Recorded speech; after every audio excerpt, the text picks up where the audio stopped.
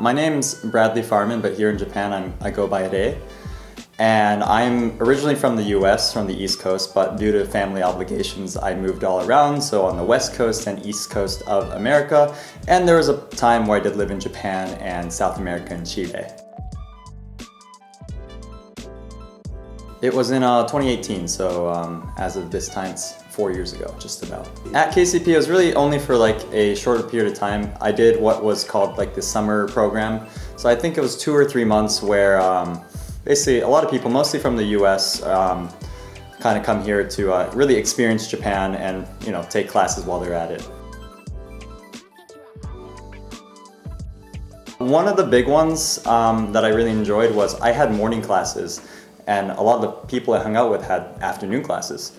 But one of the people in the upper classes, a guy by the name of Steven, we would go together to a bunch of shrines and get goshuins, yeah. And it was good. We got to see a lot of Tokyo. Like I remember going to a shrine in Shinagawa and we were just hanging out and just taking a lot of pictures. After KCP, I really realized that I like Japan. I like speaking Japanese. So I really worked towards getting into Japan, working in Japan. So while I was still in America, I was still a student. So I managed to snag an internship with a company called Denso, which is pretty much a Toyota company. And with that, I was able to really, Nihongo kitaeru. Yeah, I was able to get my Japanese level up. And then after I graduated from college, I once again was fortunate to get a job with a Japanese company where all my emails, all my meetings, everything was in Japanese. And they also gave me the opportunity to come to Japan once again to, learn their systems. It's been very, very helpful, the Japanese. It's really helped me progress to where I am right now.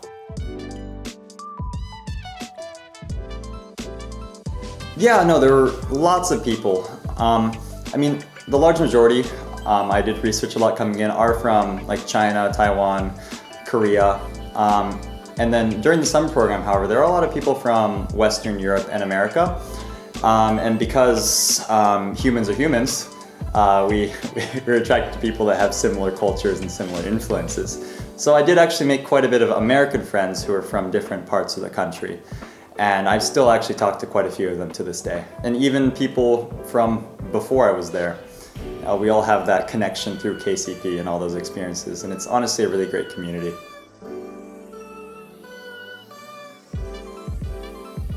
So there were quite a few teachers, and unfortunately the names aren't coming up except for Anraku sensei. Her name is really cool, by the way, just thinking about it. And no, it was just a fun time. Everyone's very, very enthusiastic about teaching Japanese, and they're all very helpful. Of course, there's still a structure to follow, and I'm one that kind of breaks that occasionally.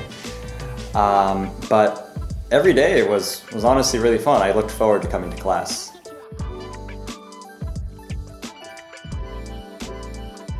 One thing I noticed while I was here at KCP was the fact that everyone had their groups. Like say they were from like Seoul or Busan, or actually just from the country itself, I don't know what I'm saying.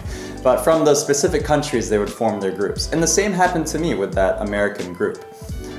And what I think is really important is throwing yourself to the wolves and meeting Japanese people who are more interested in those like foreign cultures or where you're from, and really having those cultural exchanges.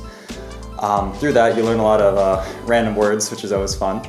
And just random experiences, because like your image of Japan is still very curated when you're here at KCP because you're only in your foreigner group. But once you get out there and talk to real Japanese people, you can actually see really how it is. It's talking.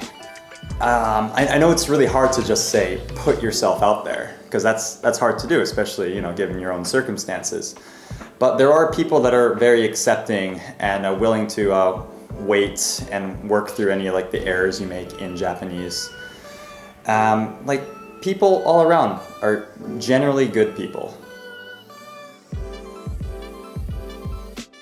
If you come to Japan, I recommend that everyone at least once tries natto. Just because it is one of those things where either you really, really hate it or you really, really like it. There's really no in between. And it's just one of those interesting points of Japan. I personally really like natto.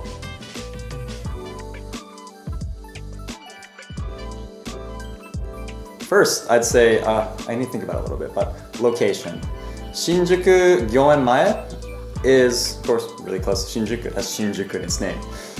And there's a lot of activities there, especially for younger kids, and to really feel the city. There's a lot of things to experience just around here. Tanaka-san mentioned earlier, there are morning classes and afternoon classes. Usually if you're more of a beginner, they put you in the afternoon classes, which gives you more time to sleep in the morning, and that's very important. Coming into all the classes, it's just a fun environment. I don't really know how to put it. I mean, there are some shy people, so when the teacher calls on them, they're like, but I mean, you just gotta put yourself out there, you gotta go, and all the teachers will be splendidly happy if you try your best and you mess up. Messing up is a part of learning Japanese, and I felt very safe when I messed up here. So I would really, really mess up all the time. To add on to that, language learning is one of those things where messing up isn't going to hinder you. It is the easiest thing. And then once you mess up and you say something funny, you'll remember it all your life, and it's a good story. And with that, personally, I like language learning because of that aspect, so I'm currently learning German as well. So, it's just to keep it up. Yeah, ありがとうございました。